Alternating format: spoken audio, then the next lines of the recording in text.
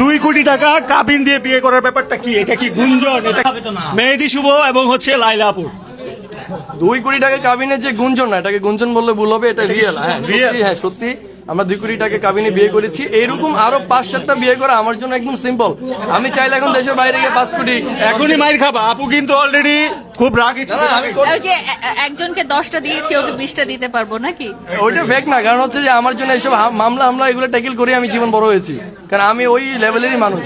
মানে মেহেদী শুভ হচ্ছে লাইলা আপুকে পাশে বসায়ও এসব কথা বলতে ভয় পায় না। মেহেদী শুভ মানে হচ্ছে ডিফারেন্ট কিছু, ব্যতিক্রম কিছু, রাইট? হ্যাঁ আমি বলি না, পাবলিকই বলে যে মেহেদী শুভ ভাইয়া অলওয়েজ ব্র্যান্ড, এগুলো সেগুলো বলে। আমি নিজে কখনো অহংকার করে কিছু বলি না, পাবলিক বলে এগুলো।